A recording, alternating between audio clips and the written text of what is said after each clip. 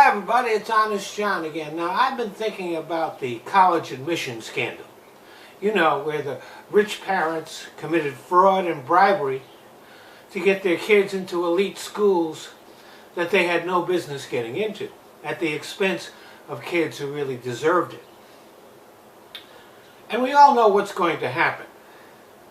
The parents' fancy lawyers will work out a deal where the parents will plead guilty to a misdemeanor. They'll pay a fine and do some community service and never see the inside of a jail. We have a legal system where the rich and guilty go free. But what's even worse, in our legal system, the poor and the innocent often go to jail. Sometimes a completely innocent person will wind up having to plead guilty because they can't afford to defend themselves.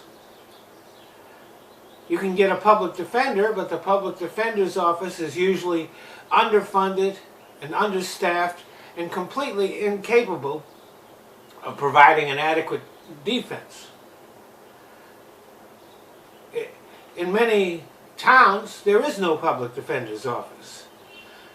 In many cities, the public defender's office is part of the district attorney's office. That means that the guy who is trying to put you in jail is the boss of the guy who's defending you. That's not a recipe for success. So people can talk about criminal justice reform or sentencing reform all they want, but until that discrepancy is dealt with, the criminal justice system is always going to be unfair. So we need for judges to stop assuming that a rich guy is a pillar of the community and that his crimes don't deserve the same punishment as a poor guy's. Matter of fact, it should be just the opposite. If a rich guy commits a crime and gets found guilty, the sentence should be at the upper end of the recommended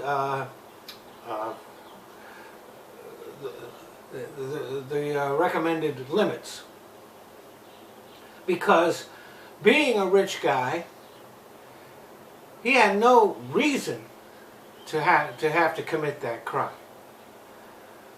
So the only assumption that can be made is that he has no ethics and no morality. So he should get a longer sentence. The poor guys,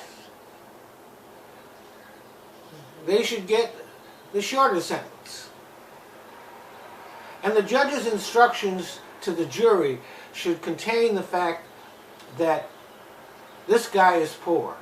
And as a result of that, he didn't get as good a defense as maybe he should have. And the jury should take that into consideration and be extra skeptical of the evidence the prosecution presents and give extra weight to any holes or exonerating evidence that is present in the case. It's traditional for a jury to be passive, to listen to the case and then decide the merits of the case. But maybe they should be more active in questioning the validity of the prosecution's case. Thanks for listening. Well, I want to thank you all for watching my videos. But there are certain changes that Google has made to YouTube, which, since I'm a smaller channel, means that I can't monetize my videos. So I found places where I can. So instead of watching my videos here on YouTube, I'd appreciate it if you go either to Patreon or to Top Buzz. They let me monetize videos and I don't even have to put commercials on. So, if you want to become a patron on Patreon, that's fine. If you don't, you can still watch the videos there. I've just kind of given up on YouTube. YouTube is just a place that I use so that I can put my videos in other places. So, Patreon, Top Buzz, the links are in the description box. Thanks a lot.